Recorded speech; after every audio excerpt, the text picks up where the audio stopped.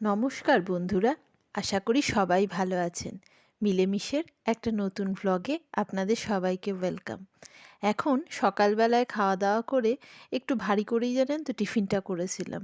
একটু ডাল করেছিলাম, ভাত আর একটু সয়াবিনের তরকারি করে তিনজনে খেয়ে বেরিয়ে পড়েছি আজকে যে সমস্ত ভীষণভাবে অ্যাট্রাকটিভ যে জায়গাগুলো সেগুলো ভিজিট করার জন্য। জানি না এই গরম রোদে কতটা করে উঠতে পারবো, তাও চেষ্টা করছি পুরো দমে। সালসবার্গের মোস্ট রেকমেন্ডেড জায়গার মধ্যে একটা জায়গা হলো সালসবার্গ ফোর্ট্রেস। শহরটার সবচেয়ে উঁচু জায়গা থেকে দাঁড়িয়ে এই শহরটার এত সুন্দর ভিউটাকে উপভোগ করার জন্যই এই সালসবার্গ ফোর্ট্রেস কিন্তু বিখ্যাত। আর এটা আপনি হেঁটেও উঠতে পারেন, তাতে 20 মিনিট টাইম লাগে।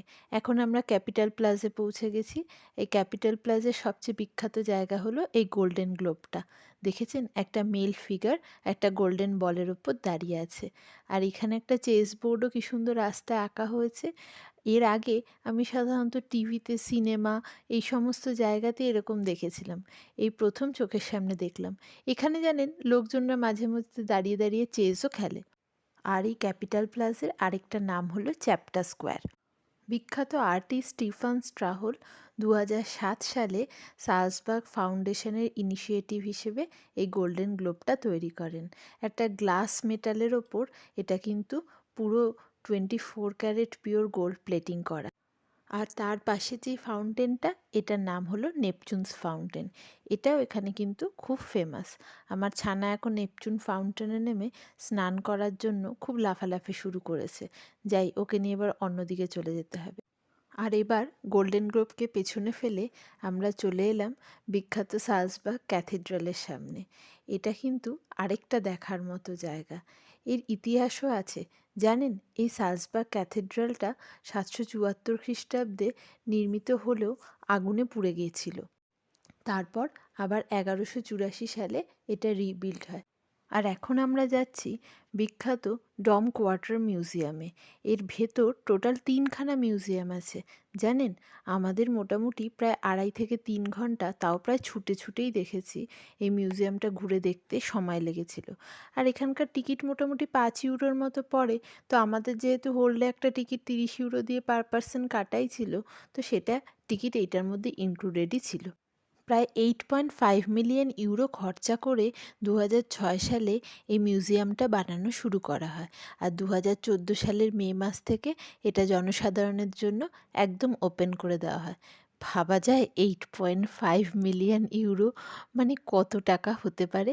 আসুন এবার সুন্দর করে আমরা এই ভীষণ এক্সপেন্সিভ মিউজিয়ামটা উপভোগ করি।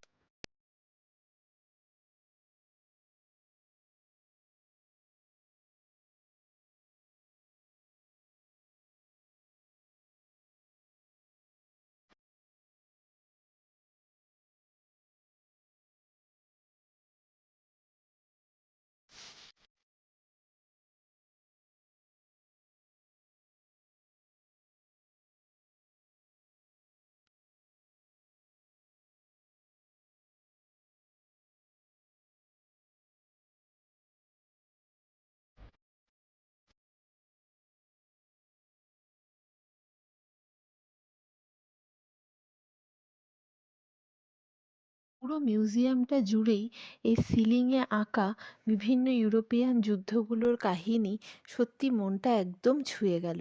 আর তার সাথে দেয়ালে কি অপূর্ব নকশা দেখুন।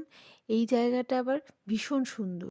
এই মিউজিয়ামের প্রতিটা জিনিস, প্রতিটা থিমই তুলে ধরা হয়েছে সালসবার্গের প্রিন্স আর্চবিশপ, আগের দিন যার কথা বলেছিলাম, তার আমলে এই সালসবার্গের যে ইলাস্ট্রিয়াস হিস্ট্রিটা ছিল সেইটাকেই ভিউয়ার্সদের সামনে তুলে ধরার জন্য এই মিউজিয়ামটা মেনলি রেডি করা হয়েছে। এখানের প্রতিটা ফার্নিচার, সব কিছু, এই দেখুন, মোজার্টেরও একটা ছবি আছে। মনে হয় এই ঘরটার সাথে মোজার্টের কোনোভাবে কিছু যোগাযোগ ছিল। এই মিউজিয়ামের প্রতিটা জিনিস এত এক্সপেন্সিভ যে এখানে মোটামুটি 8 লাখ ইউরোর নাকি সিকিউরিটি ইন্স্যুরেন্সও করা আছে।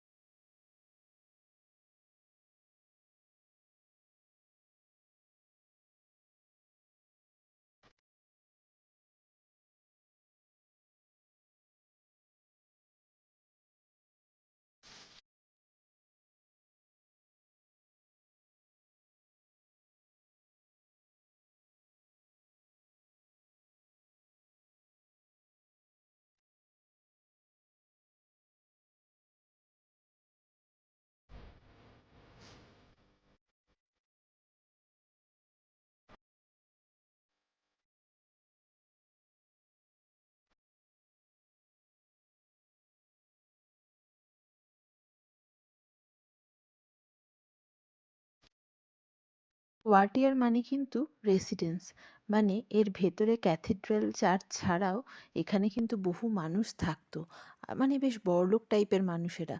আর সেই জন্য তাদের ব্যবহার করা এই সমস্ত দামি দামি জিনিসগুলোকে কি সযত্নে সংরক্ষণ করে রেখেছে দেখুন। মানে এখানে যারা প্রিন্স রাজা ঠাজা ছিল তারাই কিন্তু এইখানে থাকতো।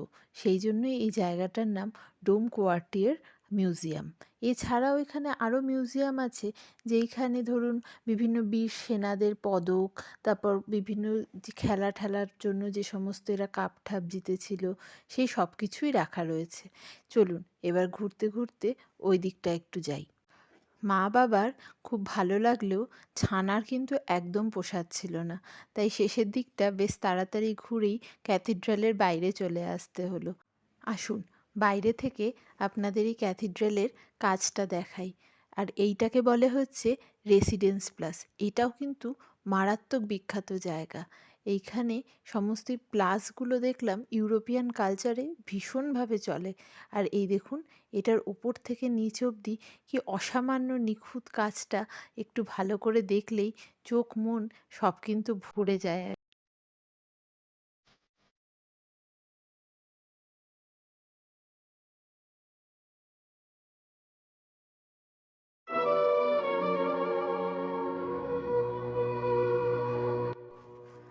এই ভদ্রলোক এত সুন্দর ভায়োলিন বাজাচ্ছিলেন যে রাস্তা দিয়ে যেই যাচ্ছিল সেই একটু দাঁড়িয়ে শুনছিল। কিন্তু উনি কিন্তু বেগিং করছিলেন না। এই ভায়োলিনে বিভিন্ন সুর তুলে সেটাকে সিডি, পেন ড্রাইভ, ক্যাসেটের মাধ্যমে উনি বিক্রি করছিলেন। আর তার চার্জটাও দেখুন পাশের বোর্ডে লেখা ছিল। ভালো লাগলো ওনার এই রুচিবোধের পরিচয়টা পেয়ে। সবসময় বেগিং যে করতে হবে তারও তো কোনো মানে নেই বলুন। নিজের শিল্পসত্তাটাকে কি সুন্দরভাবে তুলে ধরার চেষ্টা করেছে। আর ওই দেখুন সেই ভিনটেজ ঘোড়ার গাড়ি কিছুটা হলেও আমরা দেখতে পাই ভিক্টোরিয়ায়। এইবার আমরা ওই মিউজিয়ামের একটা ছোট্ট টেরেস ছিল, সেইখান থেকে পুরো রেসিডেন্স প্লাজের শোভাটাকে দু চোখ ভরে দেখে নিলাম। আবার কবে আসা হয় কে জানে। তাই যে জায়গাটায় যাচ্ছি জানেন তো, সেই জায়গাটা খুব নিংড়ে নিচ্ছি যেন। এদিকটা মোটামুটি কমপ্লিট করে আমাদের এখন পরের গন্তব্য হচ্ছে সালজবার্গ ফর্ট্রেস। এই যে ফার্নিকুলার বা কেবল কারের মতো এটা করে আমরা উঠে চললাম।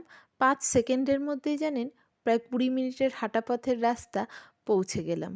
বাচ্চা না থাকলে হয়তো আমরা হেঁটে পাহাড়ের ভেতর দিয়ে হাঁটতে হাঁটতে পাহাড়ের সৌন্দর্য উপভোগ করতে করতেই উঠতাম, কিন্তু বাচ্চা নিয়ে তো সম্ভব নয়। তাই চলে এসেছি এই ফোর্ট্রেসে।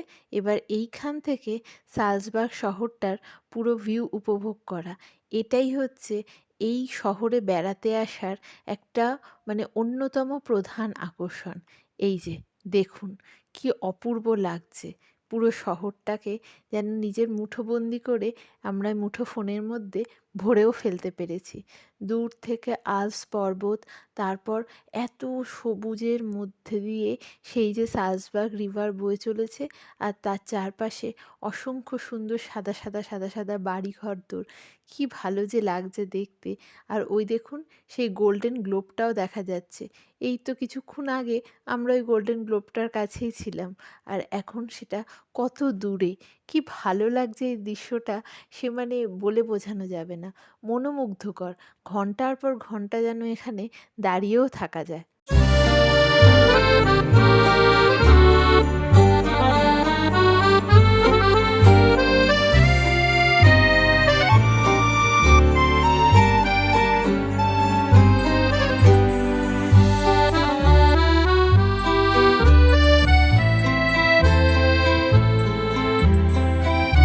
এরপর আমরা চলেছি এর ভেতরের বিভিন্ন মিউজিয়াম দেখতে।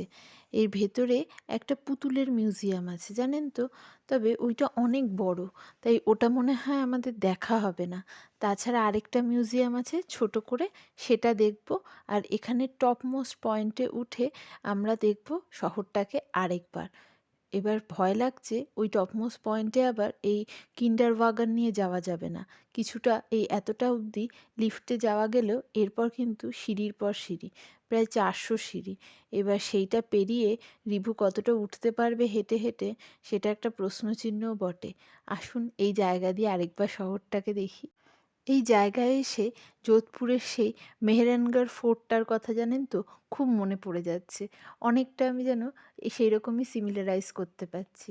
আর এই দেখুন এখানে একটা ছোট্ট মিউজিয়াম আছে।